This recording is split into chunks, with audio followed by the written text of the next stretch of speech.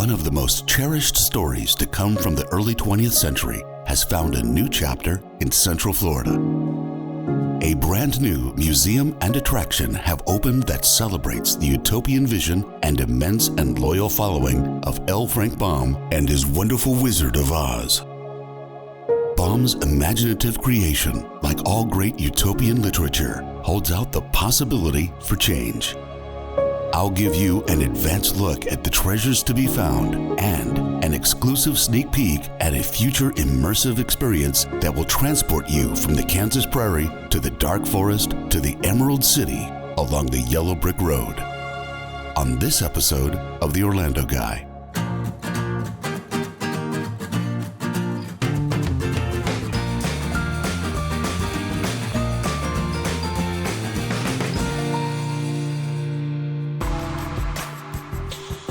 The 407 Original Brand Apparel celebrates Orlando's famous area code as an affordable casual line of clothing that allows you to say you love Orlando without saying you love Orlando. Shop my online store for men and women's 407 Original Brand Apparel today, where American Express is warmly welcomed. From downtown Orlando, the Florida Wizard of Oz Museum is about 55 minutes away using the 417 Central Florida Greenway and the 528 Beachline Expressway into Cape Canaveral, Florida. The Wizard of Oz Museum in Florida is unlike all the rest around the country in that it contains rare artifacts featuring the author L. Frank Baum and celebrates the story rather than the 1939 live-action film. The Library of Congress has declared The Wonderful Wizard of Oz to be America's greatest and best-loved homegrown fairy tale. Fred Trust, owner and curator of the Florida Wizard of Oz Museum, has separated the collection by era as you step forward in time to view the history of the author and his beloved story. L. Frank Baum began writing children's stories in 1896, starting with A New Wonderland, but due to publishing issues, was not his first book released. That honor belongs to Mother Goose in Prose, which was published in 1897. Other books published prior to The Wonderful Wizard of Oz include the Army Alphabet and the Navy Alphabet. In 1899, Frank Baum wrote Father Goose, his book, and the museum features a signed edition by the author and the ex libris stamp Frank Baum placed in the books for his personal library. But it was Frank Baum's masterpiece, published in 1900, The Wonderful Wizard of Oz, that would gain him fame. The Florida Wizard of Oz Museum possesses the first known copy of the book, which predates the more famous published edition Frank Baum gave to his mother, making it an invaluable piece of history not found in any other museum. A Broadway musical was commissioned in the early 1900s due to the immense popularity of the book, and you can view original theater programs and sheet music, as well as a condensed booklet of the story given to patrons who attended the 125th performance. Other priceless artifacts from this era include the personal family diary containing illustrations and musings of the author, and a rare photo of L. Frank Baum reading The Wonderful Wizard of Oz to his children.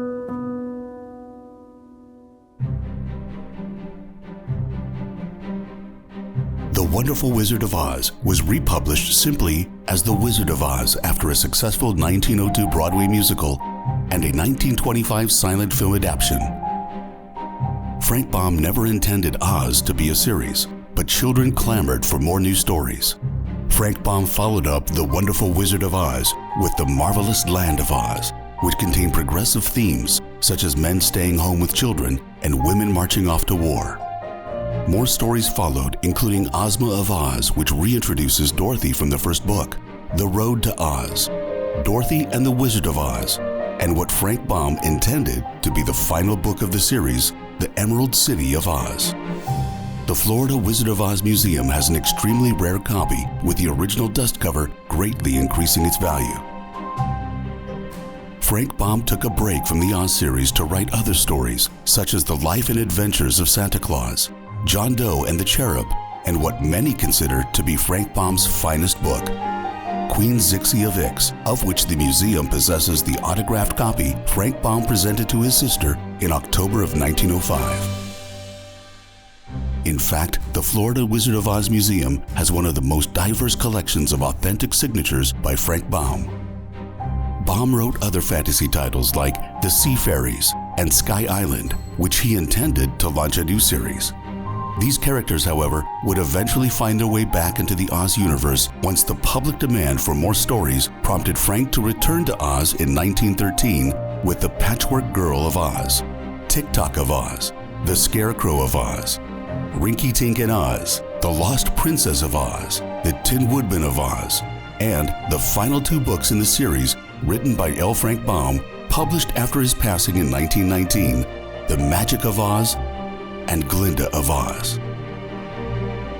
Tick-Tock of Oz contained the very first map of Oz and its neighboring countries, which proved to be a very popular feature. And it's intriguing to note that this fantasy world may have inspired J.R.R. Tolkien when he developed Middle-earth for his fantasy series nearly 30 years later. After the passing of L. Frank Baum, William Lee, vice president of Baum's publisher Riley & Lee, solicited Ruth Plumly Thompson to continue the Oz series.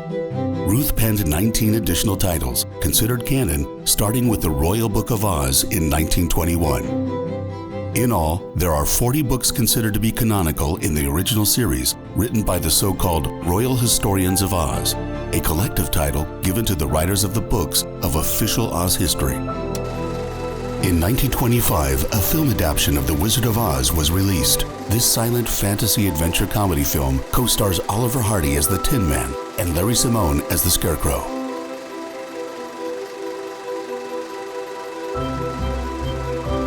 The Florida Wizard of Oz Museum displays priceless toys from the 1920s based on this movie, including a flying monkey and the Scarecrow. You'll also discover a nearly pristine version of the 1921 first edition Wonderful Game of Oz with the original pewter game pieces. By 1939, Ruth Plumly Thompson completed her tenure writing as an official royal historian of Oz. The year MGM premiered The Wizard of Oz, which the U.S. Library of Congress deems the most watched film in movie history. The Florida Wizard of Oz Museum has an original 1938 working copy of the script showing property ownership by Lowe's Incorporated, the founder of MGM Studios. A popular board game entitled The Game of the Wizard of Oz was released by Whitman Publishing in 1939 and is sought out by serious collectors of Oz memorabilia. But the museum has in its collection the original contract licensing the characters for the game dated June 30th, 1939 between Lowe's Incorporated and Whitman Publishing, signed by the film's stars Burt Lahr, Frank Morgan, Margaret Hamilton, and Judy Garland.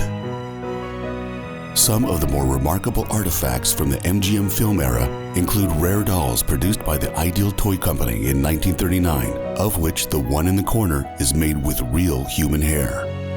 A fun painted sub-collection featuring some of the main characters from the movie.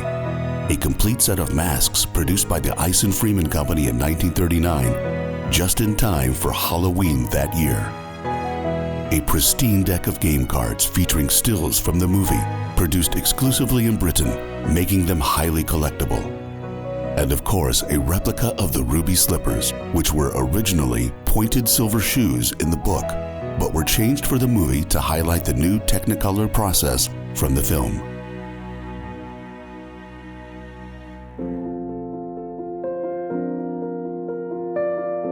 The 1939 MGM film over time became a cultural juggernaut, and starting in the 1940s through the present day, it has also become a commercial behemoth.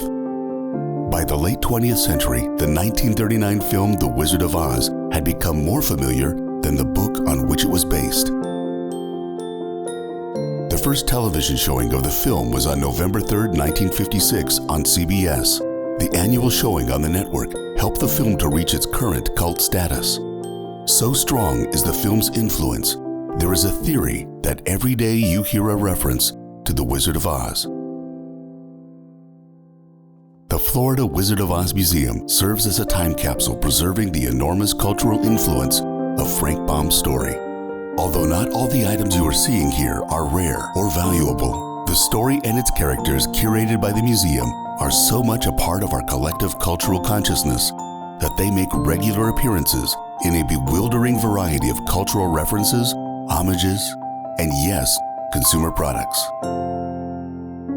But the Wizard of Oz Museum in Florida does more than catalog books, toys, games, and other memorabilia. It is embracing the latest technology to bring the story of the Wizard of Oz to life in a new way. The world premiere of an immersive Wizard of Oz experience. For the first time ever, you can step into a theater and into the world of Oz and get swept from the Kansas prairie by cyclone to be surrounded by the dark forest, moving along the yellow brick road through poppy fields and on to the Emerald City. As an added attraction, the museum also has alternate showings of Immersive Van Gogh in the theater, and there are plans to produce even more immersive experiences in the future. Thanks for joining me for this episode looking at the brand new Wizard of Oz Museum in Cape Canaveral, Florida. There are so many more items to see, but I'll let you experience them for yourself. Don't miss this exceptional treasure right here in Central Florida the next time you visit Orlando.